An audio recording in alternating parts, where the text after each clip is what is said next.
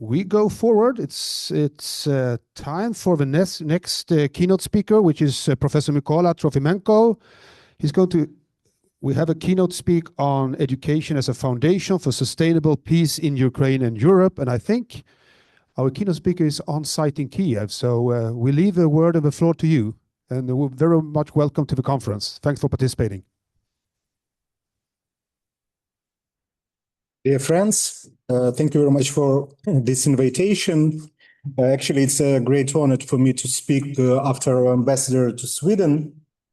Actually, I just recently visited Sweden to study the experience of adult education, because we are very much studying this issue and want to put the pattern of the Swedish pattern as an example for Ukrainian system of adult education, because we are facing a lot of challenges with our people that need reskilling, upskilling, because we have almost 2 million veterans and a lot of internally displaced persons, millions of people that change their location, their homes, and they want to reintegrate into the new societies. That's why actually we also have Sweden as a great example for us to build up this system. And actually, it's a great opportunity for me to speak about peace through the lens of education, because for Ukraine, this is not an abstract subject. We're speaking about peace in the middle of major war, a moment when the very word peace demands precision. Because peace can be just, it can be merely a pause between attacks. It can be grounded in international law, or it can just cover up the pressure to remain silent. I will not argue that education in times of active war becomes a tool of reconciliation. When a country faces armed aggression, the first condition of peace is the ability to defend yourself, your state, your people, and your right to exist. But education can certainly be the source of a different, longer-lasting capacity, the capacity to prevent new bloody conflicts, to stop societies from sliding back into hatred, imperial myths, and the worship of force. The education system of Ukraine and all our allies are built on the principle of never again. The education system of our adversary has cultivated the decades the idea of we can repeat it. This is not simply a difference between two phrases. It is a difference between two political cultures. One teaches us to remember tragedy so that it is never repeated.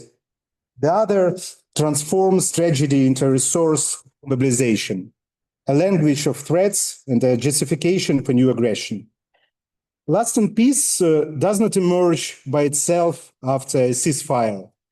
It did not emerge by itself when Europe lay in ruins after the Second World War either. Peace was built through institutions, through international law, through economic interdependence, through a culture of memory, and through honest education. It is education that shapes citizens capable of thinking critically, acting responsibly, recognizing the dignity of others, defending freedom, and understanding the difference between compromise and surrender. Let us look at world history for a moment. Many of the major turning points in human affairs were either caused by wars or followed from them. Empires rose and fell through wars. Borders were redrawn through wars. International law developed in response to wars. Even our modern security institutions were built as answers to catastrophes that humanity failed to prevent in time. Peace was never the natural background condition of human existence. The long period of peace across much of Europe and North America after 1945 should be understood as a historical exception, not a gift from history, but the result of difficult and sometimes painful work. Peace must be achieved, maintained, and protected through rules institutions, memory, and the daily practice of living together. This is precisely why lasting peace is not the outcome of a single agreement, a single summit, or a single generation of leaders.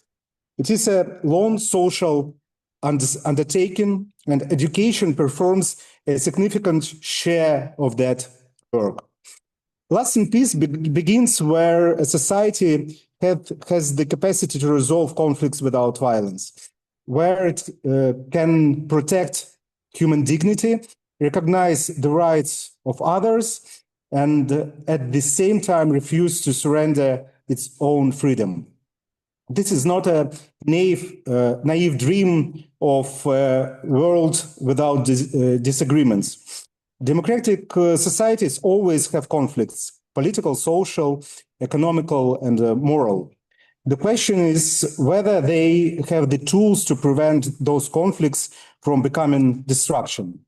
This is where education becomes one of the foundational institutions of peace, because education works in the space where international law has not yet reached, where diplomacy has not yet begun, where economic agreements have not yet been signed. Education works with the human being, with their understanding of themselves, of others, of the state, of justice, and of the limits of what is acceptable.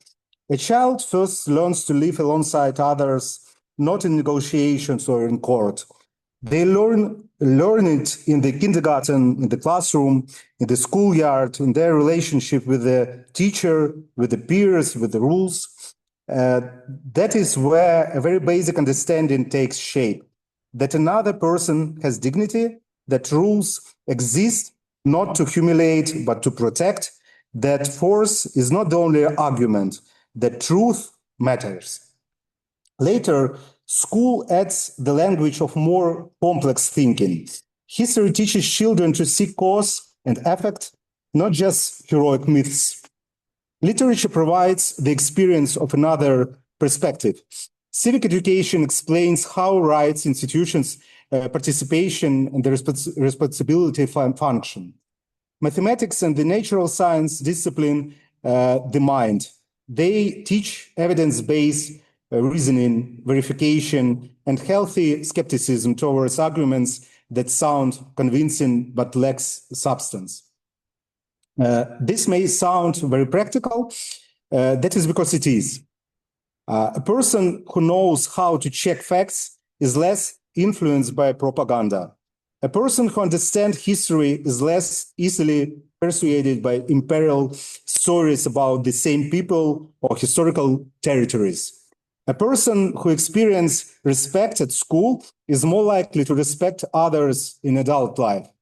Education creates the conditions in which civic maturity becomes possible.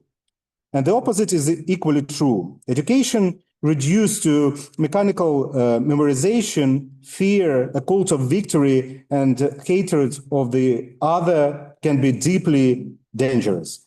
It can produce knowledge without conscience, technical skills without ethics, memory without compassion, discipline without freedom. That is how education becomes a factory of loyalty to aggression. This is why we must speak not about education in general, but about truthful, democratic, and high-quality education. Education that is not afraid of difficult questions, that does not replace history with propaganda, that does not cultivate obedience where responsibility is needed. That gives people knowledge and at the same time develops the capacity to use that knowledge without causing harm to others. Russian massive aggression didn't begin on the 24th of February 2022.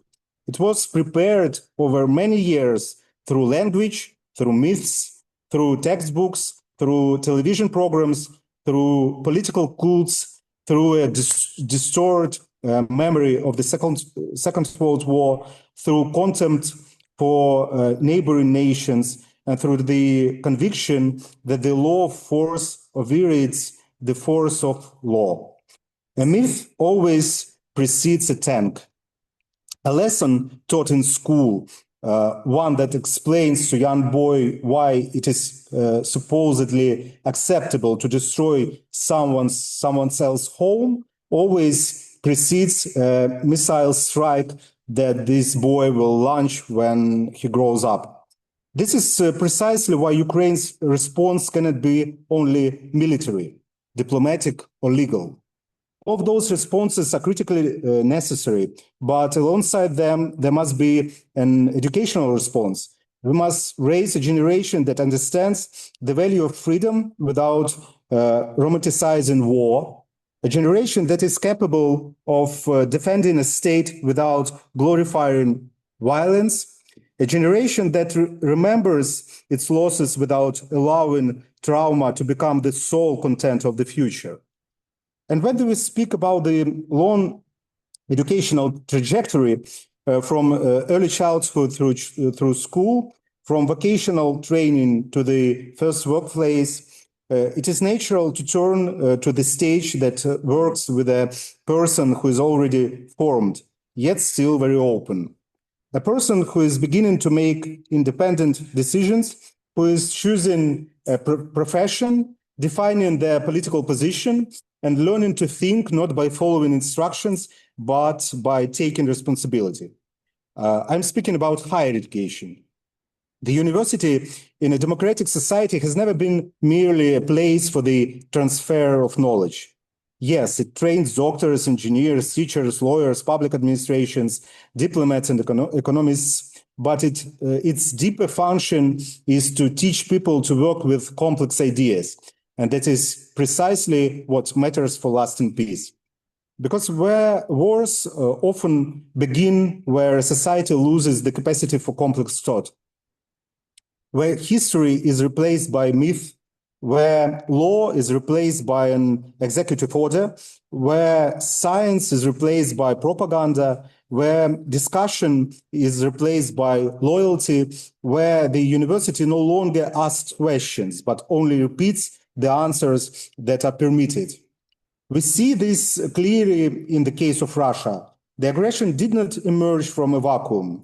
It grew in an environment where academic freedom had been dismantled over decades, where critical thinking had been driven out, where history had been turned into an instrument of state mobilization, and where education had been made part of the vertical of power. When a university stops being a space for free thought, it quickly becomes part of the machinery that justifies the use of force. Ukraine's universities have a different mission. They should be spaces where freedom is not chaos and where responsibility is not compulsion, where a student gains knowledge, makes choices, learns to argue and to make mistakes, to correct course, to work with evidence, to hear a different point of view, and at the same time to stand by their own principles. This is why we attach such importance to individual learning pathways, to academic integrity, to the quality of educational programs, to research, to international mobility, to European integration of higher education, European university alliances, and to strong university communities. Behind each of these priorities lies a fundamental question: what kind of person does the system produce? Does it produce someone who is afraid to go beyond the instructions they have been given? Or does it produce a citizen and a profession who is capable of acting in uncertain conditions, taking responsibility, working with others, defending institutions, and creating new solutions?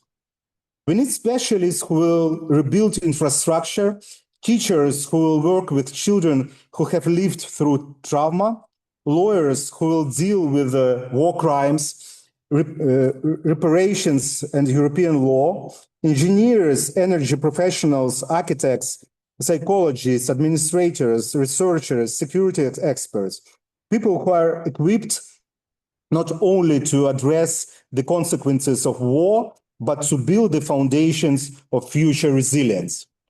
Universities must become the environment in which that capacity is developed.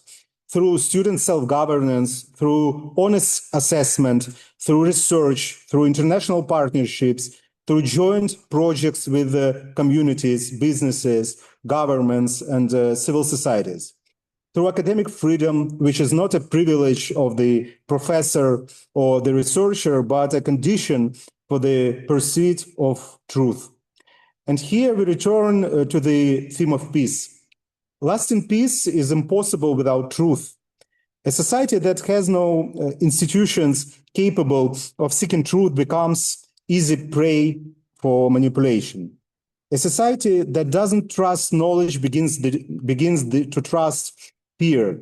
A society that does not have strong science begins to live by political myths.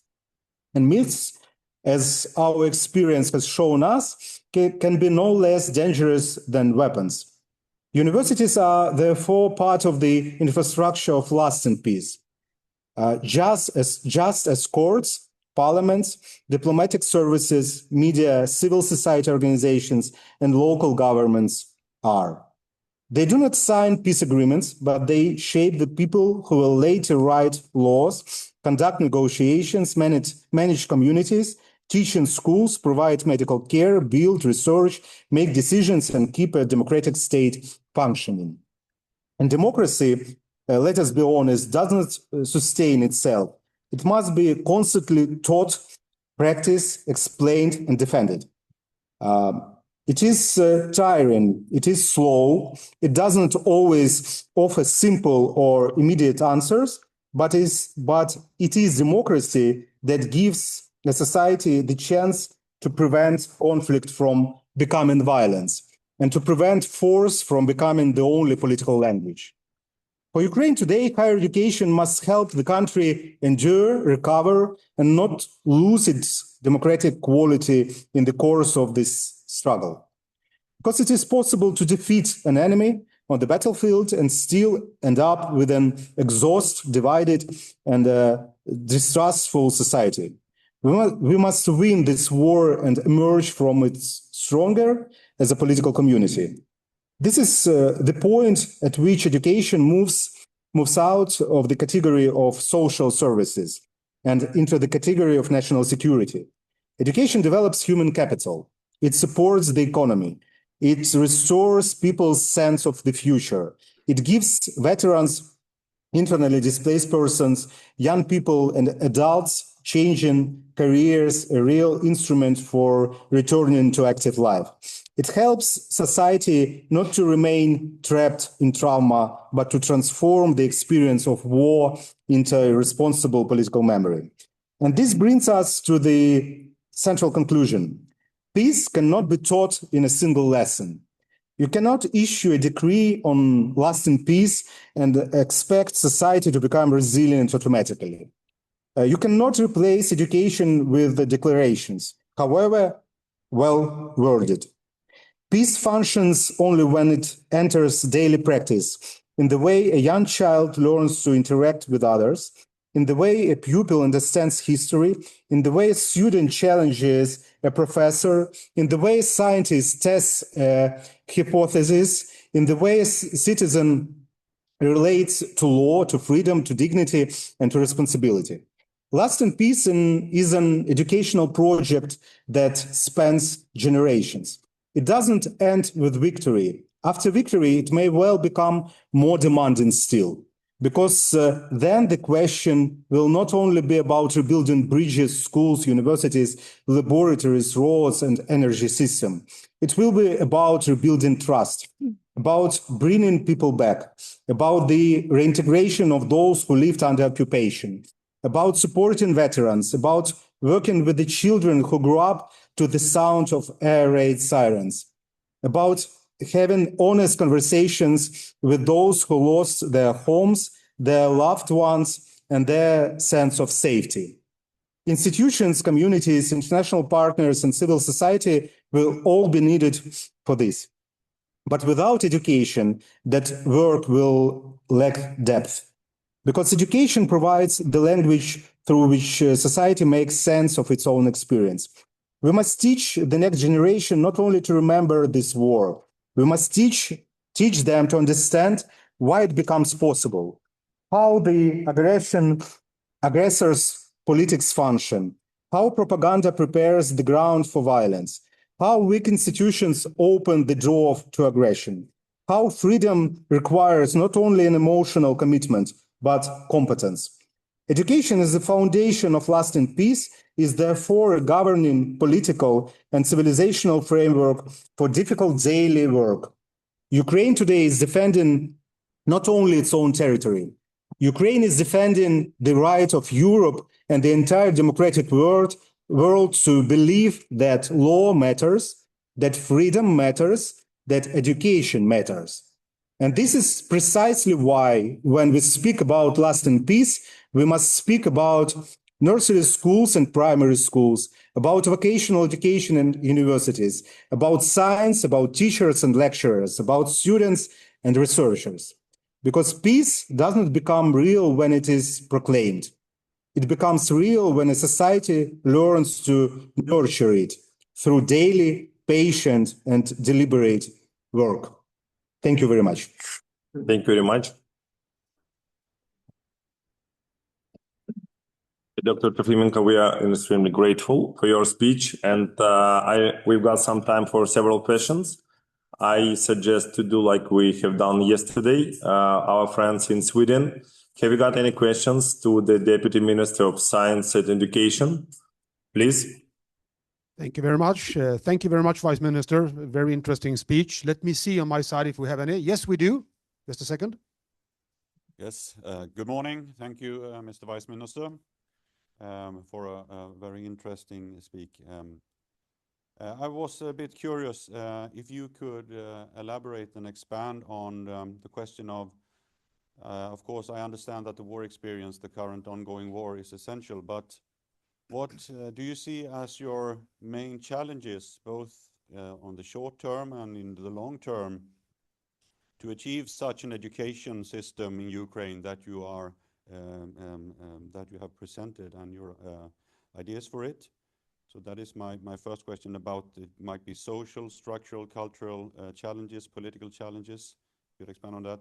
And my second question is, could you also tell me in what ways do you prepare teachers with skills and competences to be part of shaping such an education system? Thank you.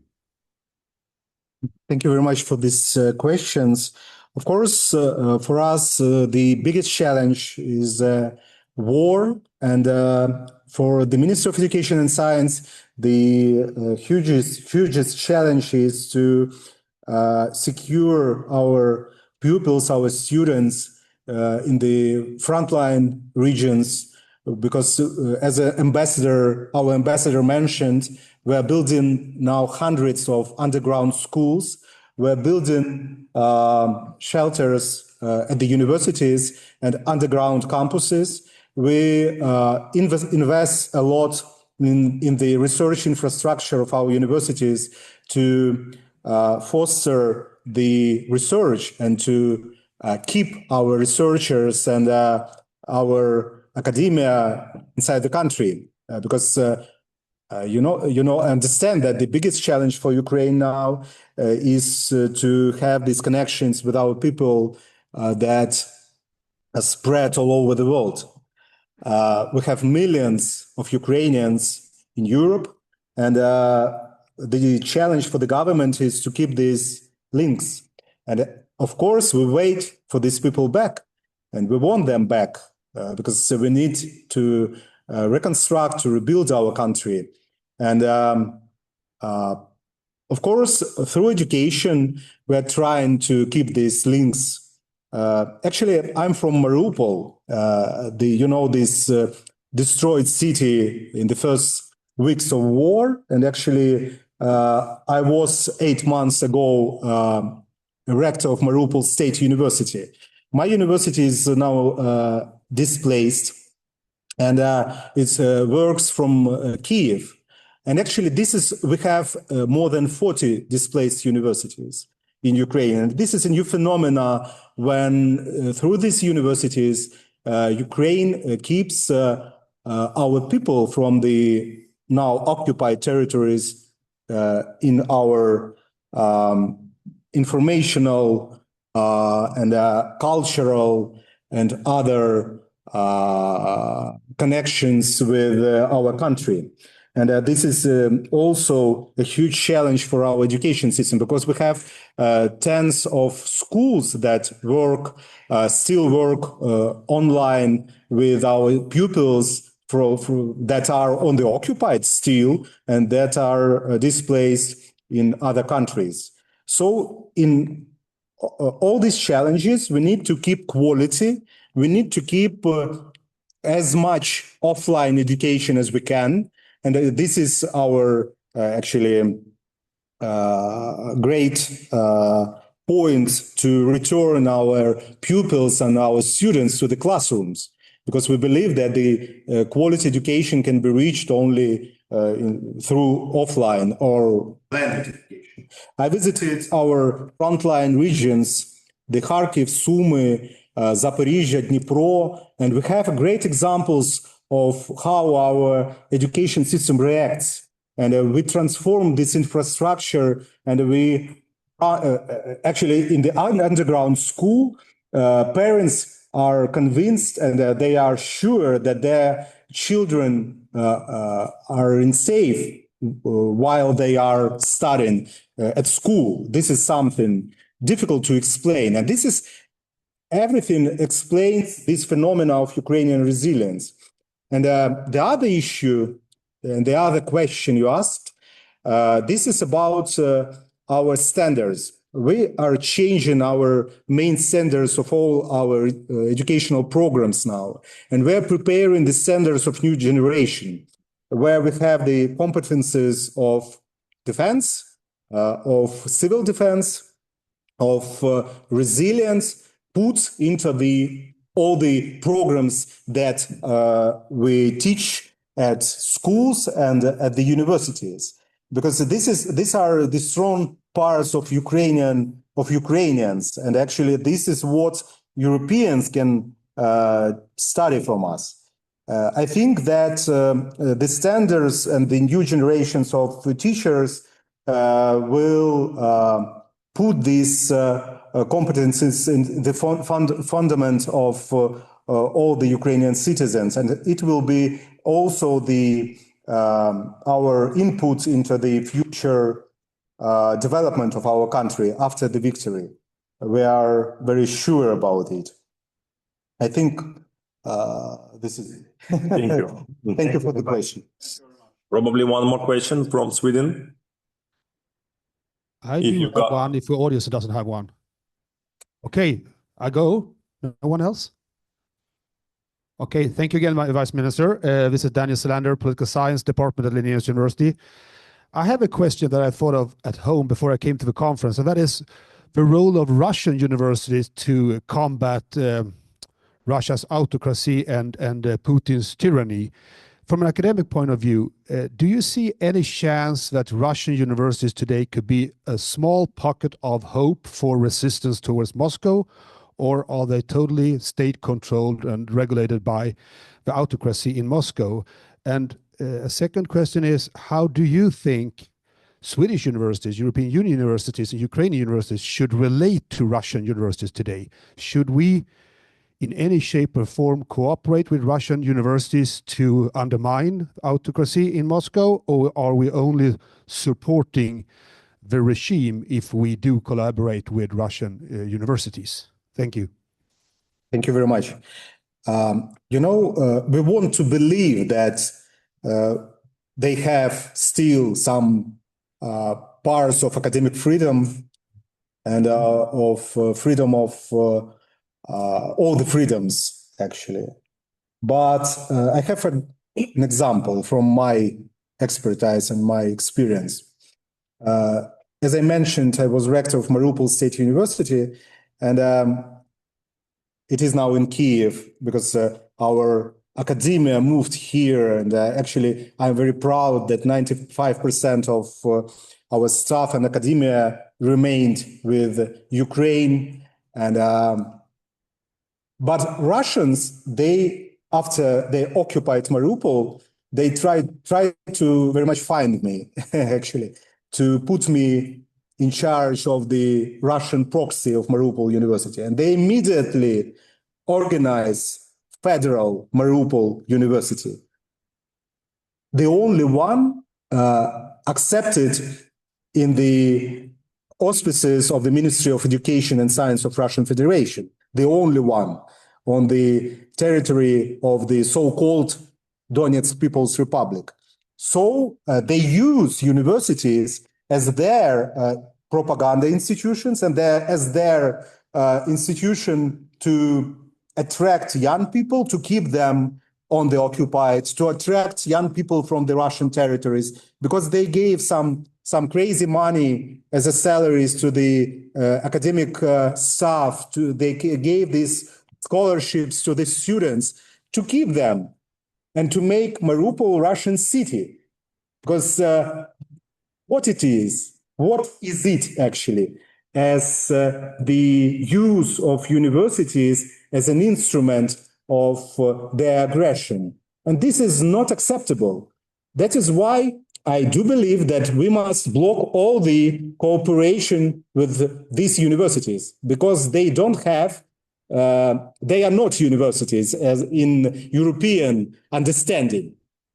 Unfortunately, I do believe that in some time, something will happen and they will come back to civilized universities in our understanding, European understanding. And I do believe that Ukraine, through European integration, through integration into the European university alliances, through our partnerships in Erasmus Plus Horizons program, is becoming stronger. And I do believe that in this way, we are making our system stronger. And in this way, our society becomes stronger and the country becomes stronger. And education helps us to bring victory closer. I know that our universities, Ukrainian and Swedish universities, have great collaborations and great projects together. And we are very proud, actually, to have Swedish universities so close to ours. Using this opportunity, thank you very much for this. Thank you very much. Thank you. Thank you very much. And if you don't mind, let's ask if we have any questions from Ukrainian side? Please, the first hand. Mykola Trofymenko, Association for International Affairs from Czechia. I would like to start with a personal story of mine, actually. I used to study at Taras University in Prague, and we had one of the obligatory lectures that I had there was on history of Russia. And the thing is that the history of Russia, well, as it is usual, started here in Kyiv. And the lectures, they were basically 100% repeating the Russian narrative of history.